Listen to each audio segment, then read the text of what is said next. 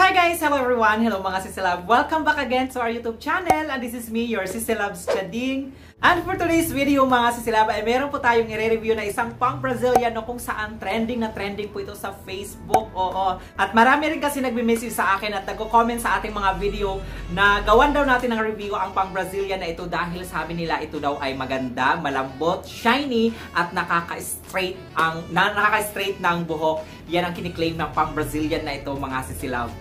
Ang i-review natin na pang Brazilian ngayon mga Sisilab at ang tinutukoy ko na pang Brazilian ay itong Eye Care Brazilian Blowout with Collagen and Argan Oil with Strawberry Beets from G-Skin. Ayan, ito mga Sisilab. So, na-order ko ito sa Shopee mga Sisilab worth 200 pesos pero ang original price niya po talaga is 150 pesos mga Sisilab. 150 lang po talaga ang original price nito kaya lang po naging 200 dahil meron po siyang shipping fee. Ang Brazilian na ito mga Sisilab ay available po siya sa mga online store kagaya ng Shopee or Lazada or even Facebook dahil meron po mga nagbebenta nito sa Facebook. And disclaimer, this Eye Care Brazilian Blowout is not a sponsored product. Sa halagang 150 pesos mga Sisilab, meron ka ng 100 ml na Eye Care Brazilian Blowout. Ganun po siya kalaki, ganun po siya kaliit pala. Ang cute ng lalagyan niya mga Sisilab. Ayan. Okay mga Sisilab, bago tayo pumunta sa pinaka main application or review nitong Brazilian Blowout, pag-usapan muna natin ang packaging ng Eye Care Brazilian Blowout. Ayan mga Sisilab, it comes with a bottle na meron siyang 100 ml. Nakalagay na rin po dyan yung label ng pangalan ng Brazilian na ito. Then, sa side niya, nandiyan na rin po yung instruction or direction pa paano ito gamitin. Nakalagay din po dito sa bottle na ito yung manufacturer mga Sisilab from G-Skin. And of course, kung anong product content po ay nandito na rin po. Syempre, nakalagay din po dito kung kailan ito ginawa at kung kailan ito may expire, which is very nice po yun para malaman natin kung kailan talaga siya may expire. And I really like about this product mga Silab dahil napaka-cute niya at napaka-travel friendly po niya. So, mabilis lang siyang bitbitin at pwede siyang ilagay sa pocket. Very nice po siya, lalong-lalo na kung tayo po ay nag-home service. Dahil sa maliit lang siya, maliles natin yung makukonsume na space once na ito ay dadalhin natin mga Sisilab. Then, ang product na ito mga Sisilab, kiniklaim nila na no to frizzy and rubberized hair intense shines and healthier. Yan po ang kanilang kiniklaim, which is mamaya ay titingnan natin kung talagang totoo po ba ang kanilang kiniklaim na ito po ba ay makakapagpalambot ng hair, makakapag-shiny, and of course, makakapag-straight. Dahil alam naman po natin na ang Brazilian ay not totally nakakapag-straight talaga siya. Hindi talaga siya totally nakakapag-straight ng hair. Then, i-check naman natin mga Sisilab kung ano po ang amoy nito, kung matapang po ba, kung masakit ba siya sa ilong or mata. So, ayan mga Sisilab, mabilis lang pala siyang buksan. First impression ko sa kanyang amoy ay mabango siya, para siyang amoy strawberry dahil strawberry nga po talaga ito. Strawberry beets na scent at para siyang amoy bubble gum. Ang sarap niyang amoyin. Pero wala naman ako masyadong naaamoy na masangsak or masakit sa ilong mga Sisilab. Pero tingnan natin mamaya once na in-apply na natin at renower na po natin itong Brazilian na ito kasi minsan doon po natin siya mararamdaman na masakit siya sa mata at masakit sa ilong. Pero so far dito sa kanyang bottle mga Sisilab, ang bango-bango niya at hindi po masakit sa ilong. Sana kung gaano kaganda or kabango yung amoy nito mga Silab, sana ganun din ang performance niya na may bigay sa atin na maging shiny, maging smooth, maging straight kahit paano yung buhok ng ating client. So mga Silab, if you want to know more about this Eye Care Brazilian Blowout from G-Skin, just keep on watching and please don't forget to subscribe, click notification below para updated kayo lagi pag meron po tayong mga bagong upload. At kung interesado ka na at excited ka na malaman kung maganda po ba ang pang Brazilian na ito, then just keep on watching.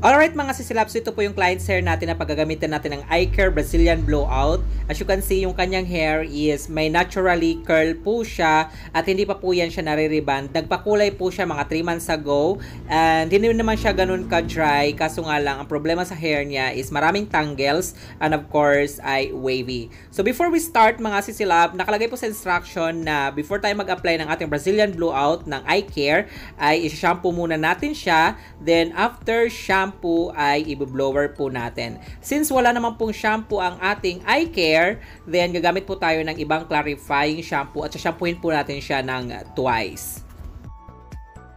Then after natin siya ma-clarifying shampoo mga sisilab, patuyuin muna natin siya ng up to 60% dry. Kailangan hindi po basang-basa once na nag-apply po tayo ng ating pang Brazilian.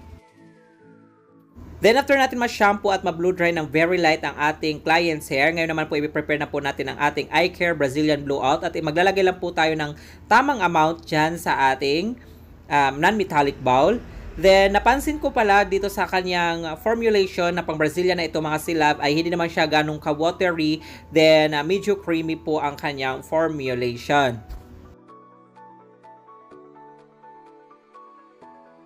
Then, proceed naman po tayo ngayon sa pag-a-apply ng ating Eye Care Brazilian Blowout mga sisilab. Section by section po ang ating pag-a-apply. Huwag masyadong makapal, huwag rin po masyadong manipis. Then, ang pag-a-apply ng Brazilian mga sisilab, huwag na huwag po natin siyang isasagad sa anit dahil ito po ay chemical. Baka magkaroon po ng irritation once na ito po ay sinagad po natin sa anit. Then, one thing na napansin ko dito sa formulation ng Brazilian na ito mga sisilab ay napakadulas niya at napakalambot niyang i-apply. Hindi ko inaasahan na ganun siya kalambot at ganun siya kadulas nung ina-apply ko ang pang Brazilian na ito mga sisilap sa buhok ng ating client. Then amoy na amoy ko pa rin po yung scent na strawberry habang ito ay ina-apply ko sa buhok ng ating kliyente. At habang ina-apply ko ang pang Brazilian na ito mga sisilab, ramdam ko sa kamay ko, kahit nakagwantes ako, ramdam ko yung lambot at dulas ng kanyang formulation, which is a good sign niya na maganda rin po ang pang Brazilian na ito. At hindi pa ako nakakaramdam dito ng hapdi at anghang sa mata or sa ilong habang ina-apply ko ang pang Brazilian na ito. Pero tingnan natin siya pag na-blower na siya mamaya.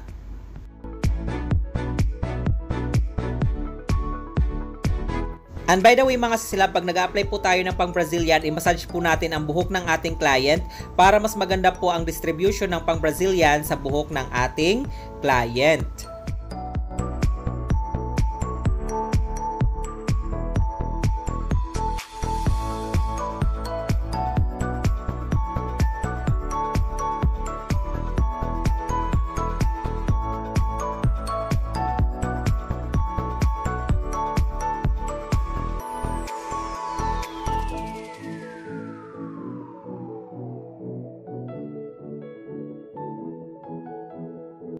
At pagkatapos natin mag-apply mga sisilab, nakalagay sa instruction na ibababad po ito natin ng 30 minutes to 1 hour. So ako dito mga sisilab, ginawa kong saktong 1 oras ang pagbabad niya para mas maganda po talaga at makita ko kung maganda ba ang effect nitong pang Brazilian na Eye Care.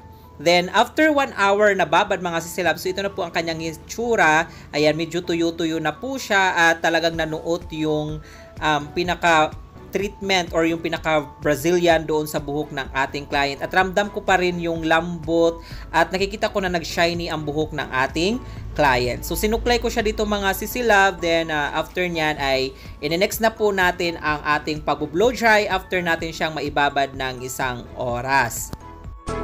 Dahil after natin yan may babad mga sisilab, hindi na po natin yan siya babalawan. Bale, didiretso na po tayo sa pagpapatuyo. Sa pagpapatuyo naman mga sisilab, wag na wag po kayong gagamit ng sobrang init na blower dahil hindi rin po nakakatulong yun. Lalo lang nagdadry ang ating Brazilian. At wag na wag po nyong babanatin sa roller brush or paddle brush para hindi po siya umusok dahil isa rin po yun sa nakakos ng pagka-dry ng buhok ng ating client. Patuyuin nyo lang po parang sa electric fan lang ganun. Or gumamit po kayo ng mga suklay kagaya ng barber comb o di kayo mga suklay na malalaki ang ngipin. Wag na wag nyo pong papausokin kasi pag mausok, parang lalong masakit sa mata at maanghang sa ilong. So far dito mga silab, habang pinapatuyo ko ang ating Brazilian, may nararamdaman ako na kunting sting sa mata at sa ilong, pero tolerable naman siya mga sisilab. Unlike sa ibang mga Brazilian na sobrang hapdi sa mata at saka sa ilong, dito kaya pa naman. With regards naman sa lambot at kintab ng buhok ng ating client na Brazilian natin, so far okay naman siya, malambot siya, shiny, pero andun pa rin yung mga tangles ng buhok ng ating client, hindi siya nawala at though nag-straight siya ng konti dahil meron pa siyang treatment, then titingnan natin pag nabanlawan ito after 3 days mga sisilab. Doon talaga natin siya makikita kung mayroon po bang pagbabago sa buhok ng ating client. Then after natin mapatuyo ang ating Brazilian blowout mga sisilab, ninext rin po natin ang ating pag-hair iron. Sa pagpaplansya naman po, tips ko sa inyo, wag na wag po kayo gagamit ng sobrang init na temperatura dahil hindi rin po yung nakakatulong sa ating Brazilian. Lalo lang po siyang nagda-dry. Gumamit lang po kayo ng mga 160 to 180 degrees Celsius. Then, section by section ang ating pag-hair iron.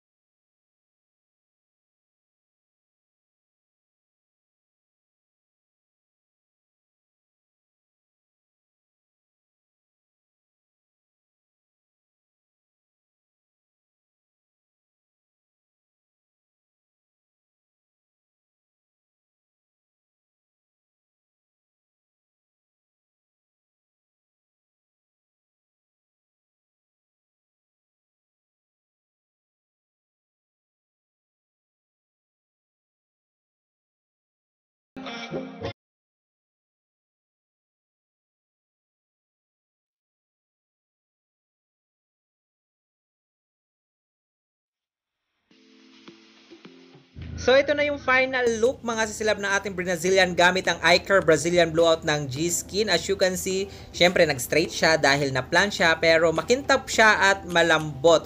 Titingnan po natin siya after 3 days at i-update ko kayo mga silab kung ano ang magiging resulta niya pag once na naliguan na ang ating Brazilian, kung meron po bang mga changes. So abangan nyo po sa ating next video kung ano ang magiging result at ang ating final thought about this Brazilian Blowout na iCare. So ano masasabi niyo sa pang Brazilian ito ng iCare Brazilian Blowout ng G-Skin mga sisilab, at kung nakagamit na kayo, ano ang ninyong naging experience? Comment below, at kung meron pa kayong mga other suggestions and recommendations, mag-iwan lang po kayo ng mensahe dyan sa ating comment section. At kung nagustuhan nyo naman po ang video ito, give this a thumbs up, at don't forget to subscribe to our YouTube channel and click the notification bell for more hair care tips and techniques. And this is Chading saying have a great hair day always mga sisilab, and thank you for watching.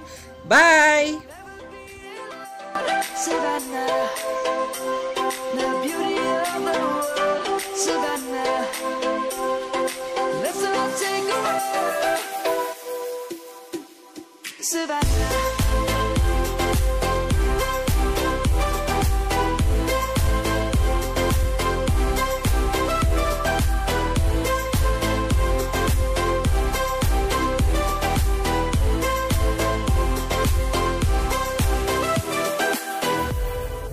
Lion's gonna come.